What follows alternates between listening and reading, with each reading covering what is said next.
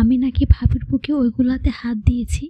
আর ভাই আর মৃত্যুর পর ভাবিকে বিয়ে করতে হবে কখনো কল্পনাও করতে পারিনি। আজ থেকে 2 মাস আগে একটি রোড অ্যাক্সিডেন্টে ভাইয়ার মৃত্যু হয়। এরপর সবাই বলতেছে ভাবিকে যেন আমি বিয়ে করি, কারণ ভাইয়ের 2টি সন্তান রয়েছে, ওদের দেখাশোনা করতে হবে। সবার এমন কথা শোনার পর কি করব কিছু মাথায় আসতেছিল না। এমন মুহূর্তে ভাবি আমার রুমে প্রবেশ করে বলল, হাসিব, তোমাকে কিছু কথা বলতে চাই। আমি জানি না তুমি কিভাবে কথাগুলো নেবে। হ্যাঁ বলুন। আমি বর্তমানে একজন বিধবা নারী, আর তুমি একজন অবিবাহিত পুরুষ। এখন সবাই বলতেছে তুমি আমাকে বিয়ে করো এবং আমার বাচ্চা দুটোর দায়িত্ব নাও। হ্যাঁ জানি, আমিও চাচ্ছি না বাচ্চাগুলোকে রেখে অন্য কোথাও বিয়ে করতে। এর চেয়ে ভালো তুমি আমাকে বিয়ে করো, তাহলে সন্তানগুলো ও মা হারাবে না আর নিজের চাচাকে বাবা স্বরূপ হিসেবে পাবে। সব কিছুই বুঝলাম, কিন্তু এটা কেমন হয়ে যায় না? নিজের ভাবিকে শেষ পর্যন্ত বিয়ে করব? সমস্যা হবে কেন?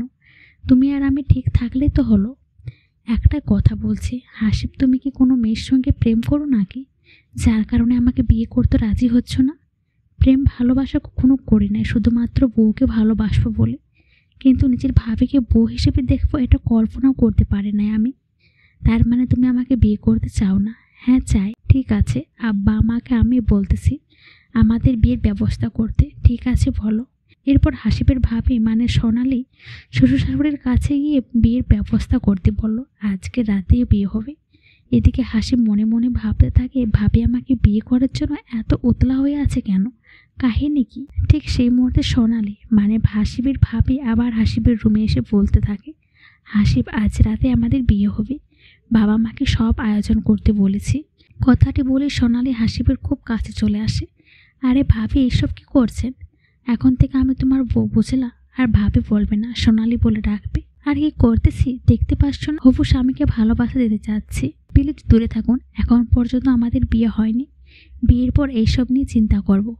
একটু পরে তো আমাদের বিয়ে, তাহলে একটু ভালোবাসার সমস্যা কোথায় পাগল? জানি না আমি।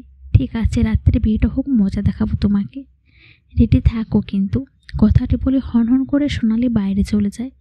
এরপর ঠিক রাত 8:30 কাজে বাসায় ডেকে এনে হাসিব এবং সোনালির বিয়েটা সম্পন্ন হয়।